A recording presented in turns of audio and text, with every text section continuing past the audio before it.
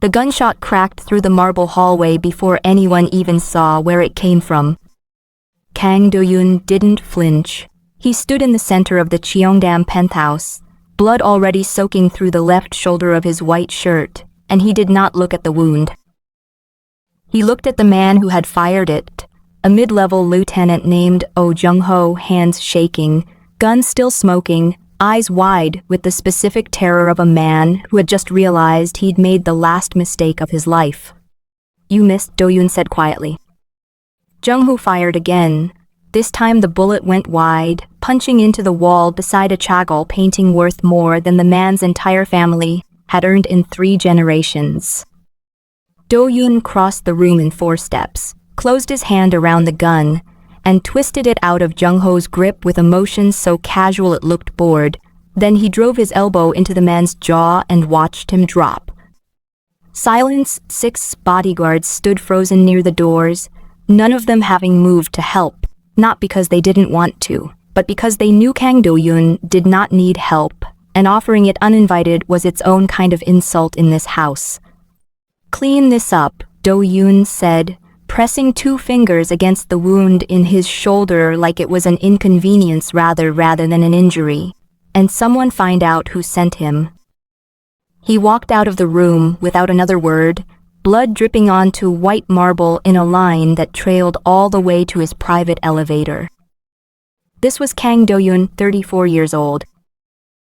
The most feared man in the Korean underworld, a man whose name alone had ended 3 wars before they started, a man who had buried his father, his mother, and though almost no one alive knew this, a version of himself that used to believe in something softer than power. If you've ever wondered what it looks like when a person builds a wall so tall that even sunlight forgets to climb over it, you're about to watch that wall crack. Before we go further, hit subscribe and drop a comment telling us where you're watching from tonight, because what happens next in this house is going to change everything you think you know about men like Kang Do-yoon. 3 floors below the penthouse, in a kitchen that smelled of soy and simmering broth, a 6-year-old girl named Choi Ah-yeon sat on a stool swinging her legs, utterly unbothered by the chaos 2 floors up. She hadn't heard the gunshots. Her mother, Choi My-sun, the head chef of the Kang estate, had made sure of that. Soundproofed walls were a small mercy in a house built for war. "Yoma, can I bring Mr. Beer his rice cake today?" Ah-yeon asked, already reaching for a small plate. My son paused, wooden spoon halfway to the pot. "Ah-yeon, he's not, you can't just walk up to him whenever you want." "Why not? He likes me." "He doesn't like anyone," my son said, more to herself than to her daughter, and immediately regretted the sharpness in her voice. Dodot, she softened. "He's a very busy, very serious man, baby, grown-up things." "He smiled at me last week," Ah-yeon said simply, as if this settled every argument that could ever exist. Grown-ups who smile aren't scary. My son didn't have an answer for that. The truth was, in the 4 years she had worked in this house, she had never once seen Kang Do-yoon smile. Not at a business partner, not at a rival begging for his life, not even at his own reflection, she suspected. And yet her daughter said it so plainly, like she was reporting the weather.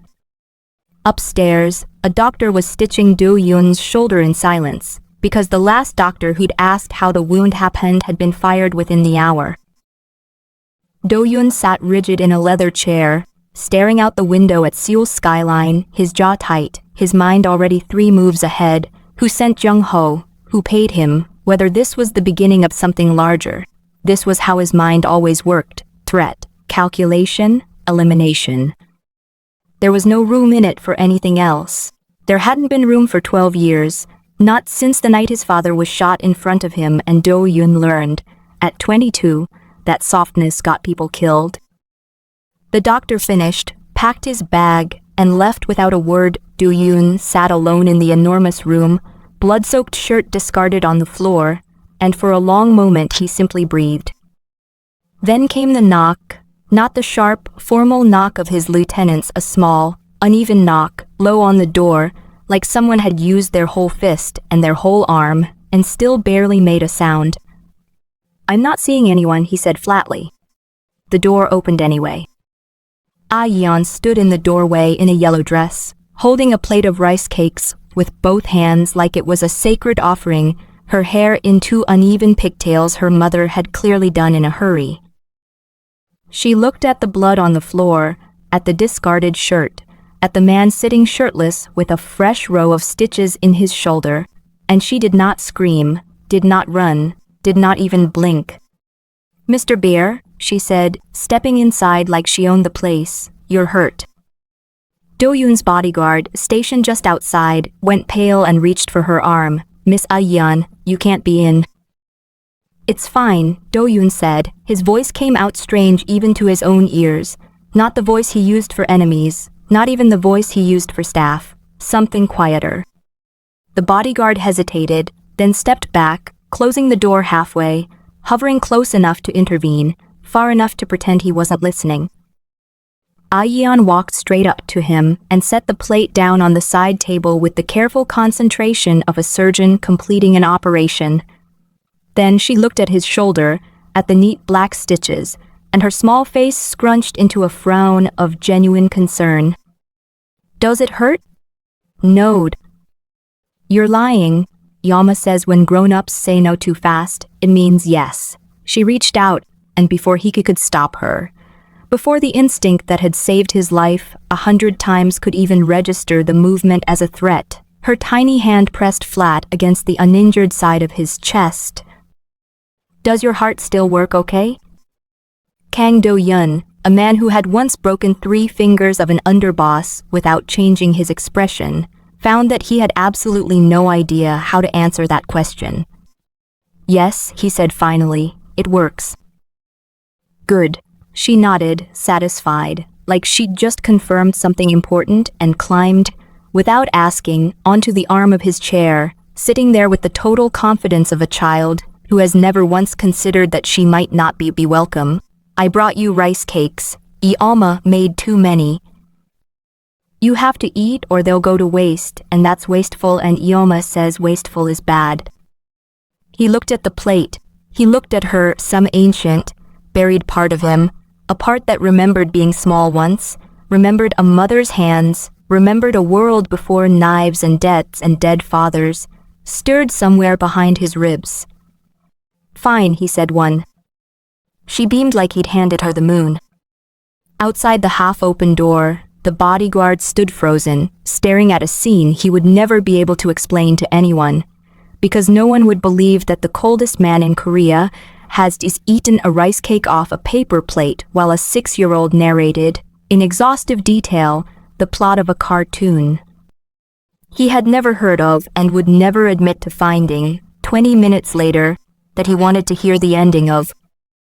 That was how it started, not with a plan, not with anyone deciding it should happen, just a girl who wasn't afraid, and a man who had forgotten what it felt like when someone wasn't. Over the following weeks, it became a pattern nobody dared question out loud. Every afternoon around 4, when Do-yeon finished his calls and before his evening meetings began, Yeon would appear, sometimes with a coloring book, sometimes with a stuffed rabbit she insisted needed medical attention from Dr. Bear, sometimes with nothing at all except an opinion she urgently needed to share. "I don't think Ji-ho in my class is very smart," she announced one afternoon, sprawled on his office floor with a box of crayons, drawing what appeared to be either a dragon or a very angry dog. "He said dinosaurs are still alive in Africa." I told him that's not true, Mr. Bear, right? Tell him that's not true. Do-yoon, who was reviewing a shipping manifest that concerned $3 million and a very real possibility of war with a rival syndicate, did not look up from the page. "Dinosaurs are extinct," he said. 66 million years. "See?" Yeon said triumphantly, to no one since Ji-ho was not present to hear his defeat. "Mr. Bear says I'm right, and he's the smartest man in Korea, so that settles it." Do-yoon's mouth did something it had not done in longer than he could remember. Something small pulled at the corner of it, not quite a smile, but close enough that his chief of security, standing near the door with a report in hand, actually stopped mid-sentence and stared. "Sir?" the man said carefully. "Should I come back?"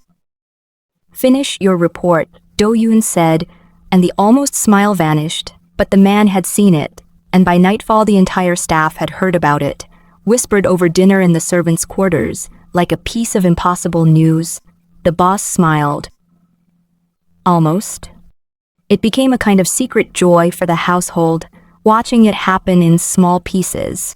The gardener noticed Do-yoon standing at the window some afternoons, watching Ah-yeon chase butterflies across the lawn instead of reviewing documents. The head of security noticed that Do-yoon had, without any order being given, quietly assigned 2 extra men to watch the perimeter of the kitchen entrance where Ah-yeon and her mother came and went, a level of protection normally reserved only for himself. My son noticed that her daughter came home every evening a little lighter, a little more herself, chattering endlessly about Miss Bear like he was the most fascinating person on earth, and some nights she cried a little, out of relief she couldn't fully explain, because her daughter had lost her father 2 years ago and had gone quiet for a long time afterward, and now she wasn't quiet anymore. If this story is already pulling at something in your chest, imagine what's coming. Make sure you're subscribed so you don't miss a second of it, and type Mr. Bear in the comments if you're already rooting for these two, because the next part of this story is where everything's to change. There was a Tuesday. Ah-yeon would later insist it was a Tuesday, though no one could confirm this, when she declared that Mr. Bear needed to learn how to have a tea party, and that this was not optional. Grown-ups need tea parties too, she informed him, arranging 3 mismatched cups on his conference table, directly on top of a stack of documents outlining a decade-old debt dispute with a rival family in Busan. "You're always working makes you sad, dad, parties make you happy." "I'm not sad," Do-yoon said, watching her pour imaginary tea into a plastic cup with total seriousness. "You are," Ah-yeon said, not unkindly, just factually, the way children deliver devastating truths without any awareness of their weight. "You never laugh," Amma says people who don't laugh are carrying something heavy. "What are you carrying, Mr. Bear?" The room went very still. His 2 bodyguards near the door exchanged a glance and suddenly found the ceiling extremely interesting. Do-yoon looked at the small girl in front of him, at her plastic teacup held out toward him with both hands, waiting, patient, utterly unafraid of the answer. "My father," he said finally, quietly, the words coming out of some door in him that had been welded shut for 12 years. "I'm carrying my father." "Is he heavy?" "Very." Ah-yeon considered this with the gravity of a philosopher. Then she reached over, took his large hand in both of her small ones, and patted it twice, then put him down. "Sometimes, just for tea parties, he can wait outside the door." Do-yoon stared at her, something in his chest, something that had been clenched into a fist for over a decade, loosened, just slightly, just enough to let a breath through that felt different from every breath he'd taken since his father died. "Okay," he said, and picked up the tiny plastic cup like it was made of glass, "just for tea parties." She grinned so wide it nearly split her face in 2, and for the first time in longer than anyone in that house could remember, Kang Do-yoon laughed, a real laugh, low and rusty from disuse, like a door that hadn't been opened in years, finally swinging free on its hinges. Outside the room, my son had come to collect her daughter and stood frozen in the hallway, hand over her mouth, tears in her eyes, listening to the sound of her employer's laughter drifting through the door, like something impossible had just become true. The friendship kept growing in the weeks that followed, in 100 small moments that no security footage could have captured the real weight of. Hide and seek through the east wing, where Ah-yeon would hide behind curtains, so obviously her small feet stuck out beneath them, and Do-yoon would pretend, elaborately, not to see them for a full 5 minutes before discovering her with theatrical shock that made her shriek with laughter. Drawings taped crookedly to the wall of his private study.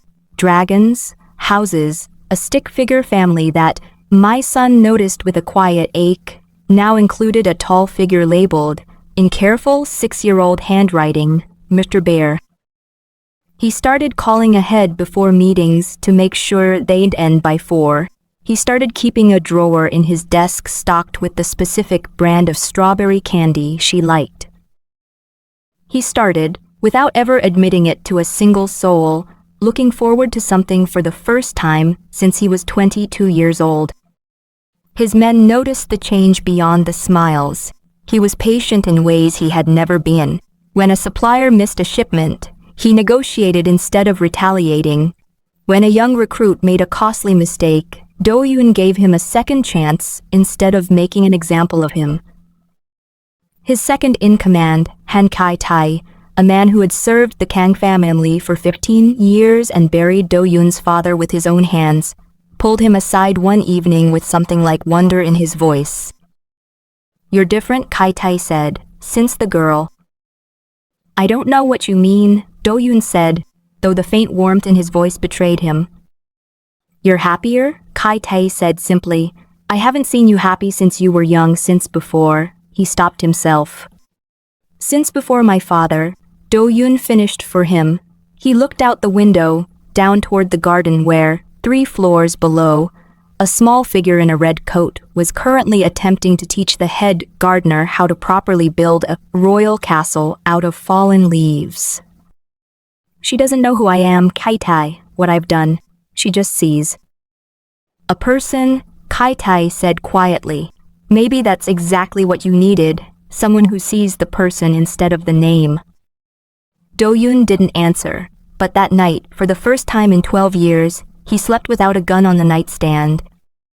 The trouble began, as trouble often does, in a room full of powerful men pretending to be polite.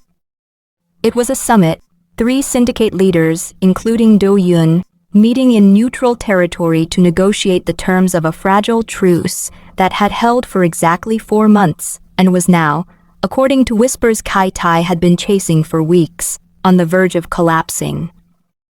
Do-yoon sat ahead of the long table, flanked by his men, listening to the leader of the Incheon faction, a heavyset man named Bae Sung-chul, make demands that were, by any reasonable measure, an insult dressed up as diplomacy. "You'll cede the port routes," Sung-chul said, "or we consider the truce void." "You're asking me to hand you 3 years of infrastructure, because you're bad at building your own," Do-yoon said evenly. "That's not a negotiation, that's extortion with better manners." The room tensed. Somewhere behind Sung-chul, a man's hand drifted toward his jacket. And then, mid-sentence, mid-breath, Kang Do-yoon's face went white. He pressed a hand flat against the table, as if the floor had tilted beneath him, his vision blurred at the edges. A pressure he'd been half ignoring for days, a tightness in his chest he'd told himself was stress, was nothing, was something he'd deal with once things calmed down, closed around his ribs like a fist. "Do-yoon?" Kai-tai's voice, sharp with alarm, cutting through the ringing in his ears. He tried to stand, the room tilted violently.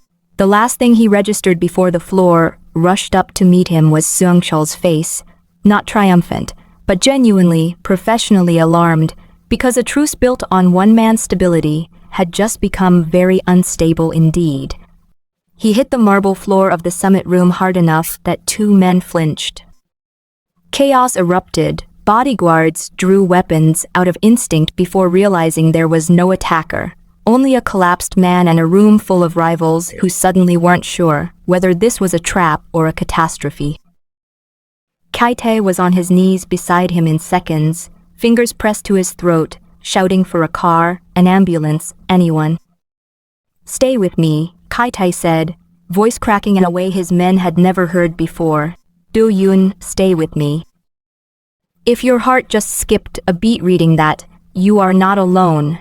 And this is exactly the moment to make sure you're subscribed, because what happens in the next 10 minutes of this story is the reason we're all here tonight."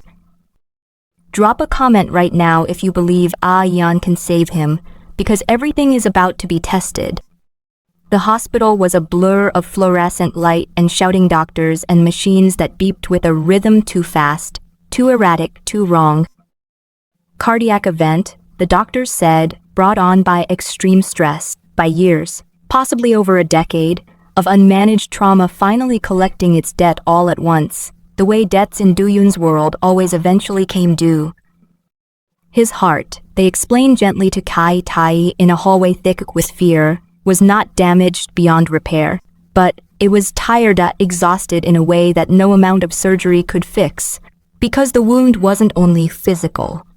He needs to want to live, the cardiologist said carefully, watching Kai Tai's face for understanding. I've seen this before. The body can heal, but if the will isn't there. Kai Tai didn't need her to finish the sentence. For 3 days, Kang Do-yoon lay in a private hospital room with the curtains drawn, refusing the IV nutrition they tried to administer, refusing the medication that would stabilize his heart rate, refusing to speak to the doctors, to Kai Tai, to anyone who came through the door. He simply stared at the ceiling, hollow-eyed, a man who had survived bullets and blades and betrayal for 12 years, and now, faced with quiet and stillness and a heart monitor's unforgiving beep, seemed to be choosing to stop. He's giving up, Kai Tai told my son on the third night, standing in the hospital hallway with his hands shaking, a man who had never once in 15 years seen his boss look defeated and did not know what to do with the sight. The doctors say if his heart rate doesn't stabilize by tomorrow, they'll have to. He couldn't finish it. I don't know what to do. I've fought wars for this man. I don't know how to fight this. My son's hand found her daughter's small shoulder, where Ayan stood beside her, unusually quiet, clutching a worn teddy bear against her chest. The same bear, my son realized with a jolt, that had earned Do-yoon his nickname in the first place, all those months ago, when Ayan had held it up to him during their very first meeting and declared that he was big and soft like my bear, so I'll call you Mr. Bear. Can I see him? Ayan asked quietly. Baby, it's very late, and the doctors said. Yoma. Ayan's voice, small but suddenly steady, cut through her mother's hesitation with a certainty that startled both adults into silence. He needs me. I know he does, please.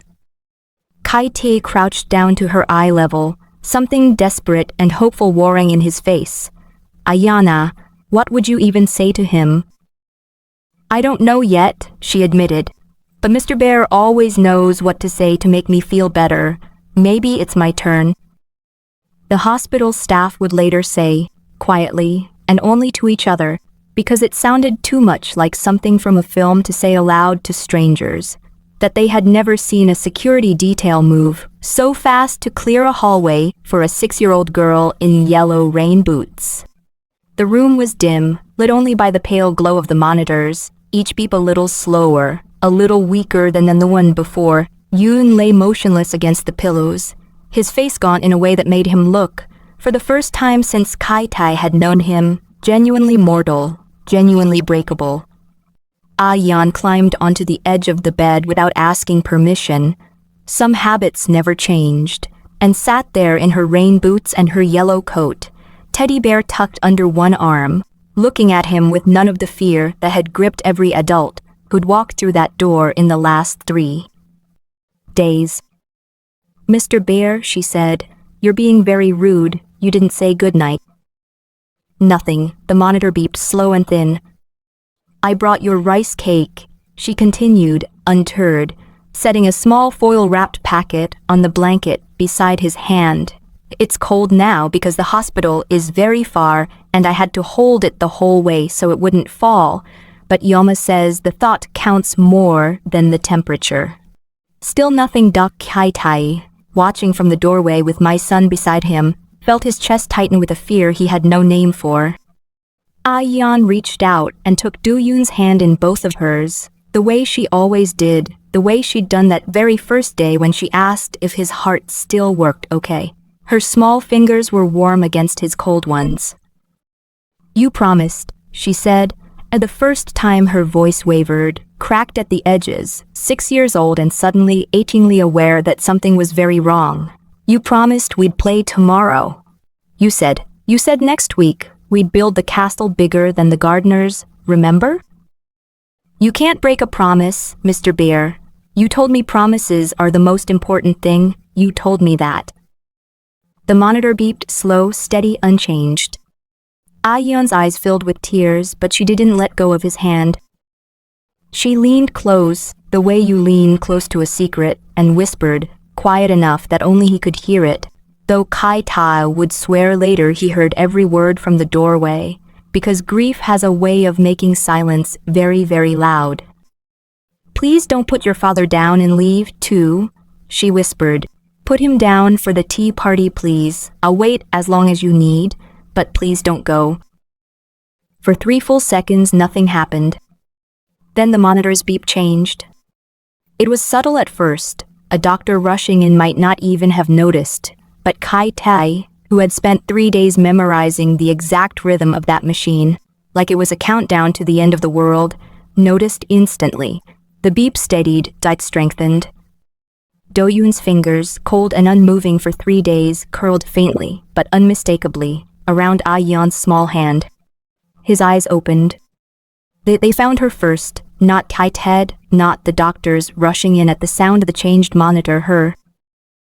You still have my rice cake, he said, voice hoarse and wrecked, barely a whisper, but a whisper that made my son collapse against the doorframe with a sob she'd been holding for 3 days. It's cold, Ah-yeon said, crying and laughing at the same time, the specific chaotic joy of a child who doesn't fully understand what almost happened but understands enough. You have to eat it anyway. Wasteful is bad. Do-yoon laughed, weak, broken, barely more than an exhale, and it was the most beautiful sound Kai-tai had ever heard in 15 years of service to this family. Okay, Do-yoon whispered, squeezing her small hand with everything the last 3 days had left him. Okay, 1 bite. Just for you. See? I told you. Wasteful is bad. 1 bite, just for you.